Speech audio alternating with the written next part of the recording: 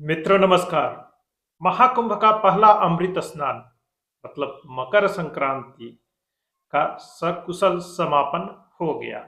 अब दूसरे अमृत स्नान की तैयारी शुरू हो गई है, जो मौनी अमावस्या के दिन मतलब 29 जनवरी को पड़ेगा। और पूरे मेला का सबसे बड़ा आयोजन इसी दिन का होता है और सर्वाधिक तीर्थयात्री भक्त मां गंगा में डुबकी लगाने के लिए उपस्थित होते हैं। पर विगत वर्षों का रिकॉर्ड मकर संक्रांति के दिन ही टूट गया, जब यह आंकड़ा 3.5 करोड़ पार कर गया। सभी सनातन हिंदू धर्मावलंबियों और हमारे धार्मिक आस्था और परंपरा में विश्वास रखने वाले तमाम लोगों को ढेर सारी शुभकामनाएं। और सनातन शक्ति का जो प्रदर्शन है यह कि हम क्या हैं और कितनी शांति से सनातनी होने का जो बोध है वह पूरी दुनिया देख रही है। और तमाम विघ्न संतोषी और एंटी हिंदू नरेटिव चलाने वाले लोग किस तरह से मुंह दिखाने लायक नहीं रह गए हैं, यह भी समझा जा सकता है।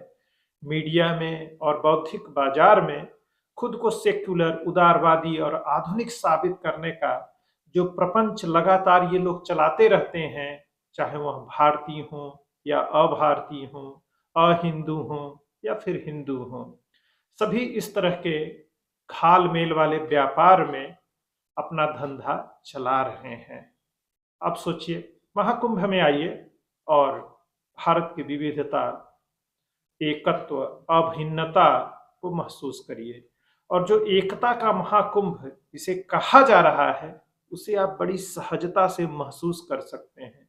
पर वही सेक्युलर होने के लिए जो शर्तें हैं, खास उदारवादी तबका जो अपने आप को उदारवादी कहता है, हालांकि वह मानसिक रूप से कुंठित, और जो दक्षिणपंथी लोगों को वो कट्टर कहता है, उनसे कहीं अधिक वह अनुदारवादी या कट्टर है। मतलब वो कट्टर ईमानदार कहता है खुद को। खैर कोई बात नहीं, उनकी भी मान्यता, सोच और व्यापार का सम्मान किया जाना चाहिए। पर भारत क्या है, यह आकर आपको यही समझना चाहिए। और भी जगह आप समझ सकते हैं, लेकिन महाकुंभ का जो ये 45 दिन का आयोजन है, इसमें बड़ी आसानी से एक ही जगह पर चीजें समझ में आ जाएंगी। इसलिए आप सहमत हों, असहमत हों, जिस तरह के विचार आप ढूंढ रहे हों, उसको आगे बढ़ा रहे हों, वो भी करिए। लेकिन आकर एक बार कम से कम देख लीजिए, जान लीजिए।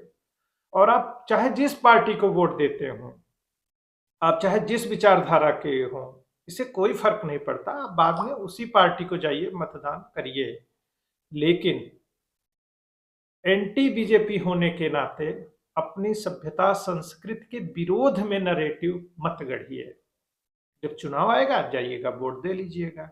आपको किसी ने मना नहीं किया है, ना आगे कोई करेगा। और वैसे ही नरेटिव चलाते रहिए, चाहे यहाँ से, चाहे वहां से, चाहे जहां से। यह आपकी मर्जी और स्वतंत्रता है। भाई सनातन तो यही देता है ना आपको, स्वतंत्रता।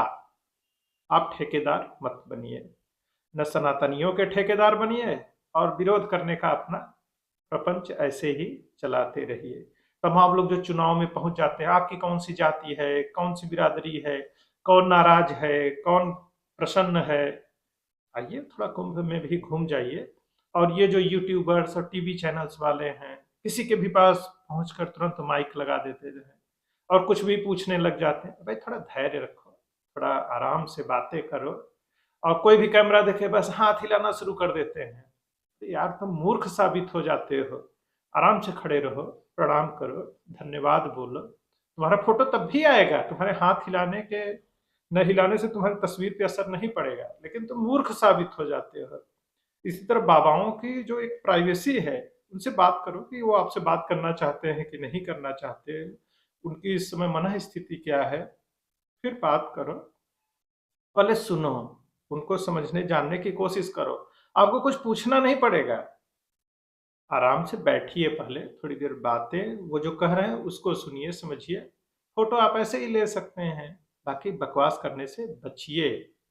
और आइए मेला में घूम जाइए, और भारत दर्शन कर जाइए।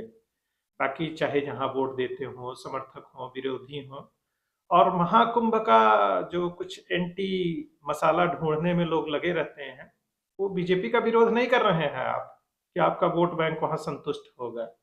वह कुछ और आप कर जाते हैं गलती से, उससे बचिए। और ये जो अस्पताल, आपको पता है कि मेला क्षेत्र में कितने हॉस्पिटल बने हैं? तो क्यों बने हैं? मेला में कौन से तीर्थयात्री आते हैं? आप सोचिए, हजारों लोगों के आंखों का भी ऑपरेशन होगा यहाँ पे। अब आप कहने लगी है कि मेला में आने वाले की आंखें खराब हो जाती। नहीं भाई, जो गरीब बुजुर्ग बेसहारा लोग रहते हैं उनकी आंखों के ऑपरेशन होते हैं, और पूरी चिकित्सा व्यवस्था मुफ्त रहती है पूरे मेला क्षेत्र में। बड़े बुजुर्ग आएंगे, इसमें बीमार लोग भी चले आते हैं, अपने स्वास्थ्य का अंदाजा नहीं रहता है, शरीर में उतनी सामर्थ्य नहीं रहती है, आस्था और भक्ति से वशीभूत होकर आ जाते हैं तो बीमार भी पड़ते हैं।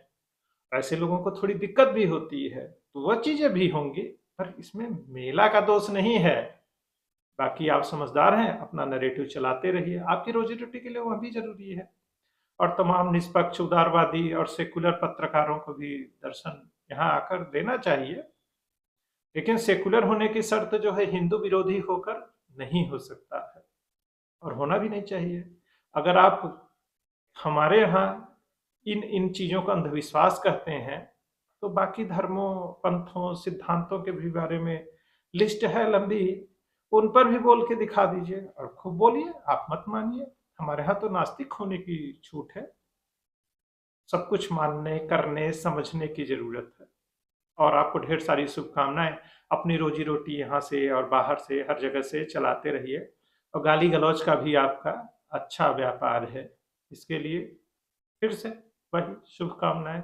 जय हिंद, जय भारत, वंदे मातरम।